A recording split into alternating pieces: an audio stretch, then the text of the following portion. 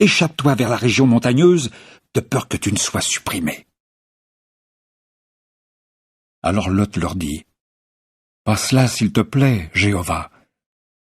S'il te plaît donc, ton serviteur a trouvé faveur à tes yeux, si bien que tu es en train de grandir ta bonté de cœur, celle dont tu as usé envers moi pour conserver mon âme en vie. Mais moi, je ne peux pas m'échapper vers la région montagneuse de peur que le malheur ne me talonne et que je ne meure à coup sûr. S'il te plaît donc, la ville que voici est toute proche pour y fuir, et elle est peu de chose. S'il te plaît, puis-je m'échapper jusque-là?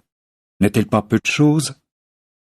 Et mon âme vivra encore. » Il lui dit donc, « Voici que j'ai vraiment des égards pour toi, même jusqu'à ce point. Je ne renverserai pas la ville dont tu as parlé. Vite, échappe-toi jusque-là, car je ne puis rien faire avant que tu n'y sois arrivé. » C'est pourquoi il appela la ville du nom de Tsoar. Le soleil était sorti sur le pays quand Lot arriva à Tsoar. Alors, Jéhovah fit pleuvoir sur Sodome et sur Gomorrhe du soufre et du feu venant de Jéhovah des cieux. Ainsi il renversait ces villes, oui, tout le district et tous les habitants des villes et les plantes du sol. Sa femme se retourna alors pour voir de derrière lui, et elle devint une colonne de sel. Or, Abraham se rendit de bon matin à l'endroit où il s'était tenu devant Jéhovah, puis il regarda du côté de Sodome et de Gomorrhe, du côté de tout le pays du district, et il vit le spectacle. Eh bien, voici qu'une fumée épaisse montait du pays comme l'épaisse fumée d'un four.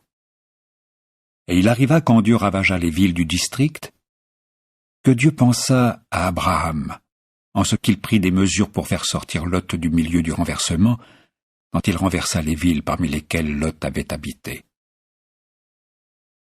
Plus tard, Lot monta de Tsoar et habita dans la région montagneuse, et ses 2 filles avec lui, car il avait peur d'habiter à Tsoar.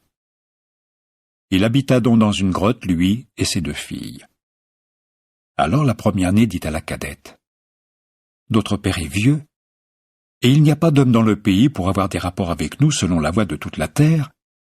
Viens, faisons boire du vin à notre père, et couchons avec lui, et conservons de notre père une descendance. » Elles ne cessèrent donc de faire boire du vin à leur père durant cette nuit-là, puis la première-née entra et coucha avec son père, mais il ne sut ni quand elle se coucha, ni quand elle se leva.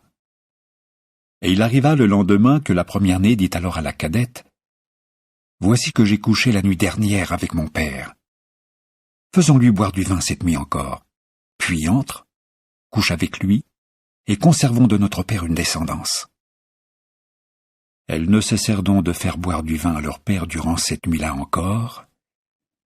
Puis la cadette se leva et coucha avec lui, mais il ne sut ni quand elle se coucha, ni quand elle se leva, et les 2 filles de Lot devinrent enceintes de leur père. Par la suite, la première-née devint mère d'un fils et l'appela du nom de Moab. Il est le père de Moab jusqu'à ce jour. Quant à la cadette, elle aussi elle mit au monde un fils et l'appela alors du nom de Ben-Ami. Il est le père des fils d'Amon jusqu'à ce jour. Chapitre 20. Or Abraham déplaça son camp de là jusqu'au pays du Négueb. Il s'établit entre Kadesh et Chour, et résida comme étranger à Guérar. Et Abraham disait de Sarah sa femme, « C'est ma sœur. » Alors Abimélec, roi de Guérar, envoya prendre Sarah. Plus tard, Dieu vint vers Abimélec dans un rêve de nuit, et lui dit, « Te voici comme si tu étais déjà mort, à cause de la femme que tu as prise, puisqu'elle est possédée par un autre propriétaire comme épouse. » Cependant Abimélec ne s'était pas approché d'elle. Aussi dit-il, « Jéhovah, tueras-tu une nation qui est vraiment juste? Ne m'a-t-il pas dit c'est ma sœur? Elle aussi n'a-t-elle pas dit c'est mon frère? C'est dans la droiture de mon cœur et avec l'innocence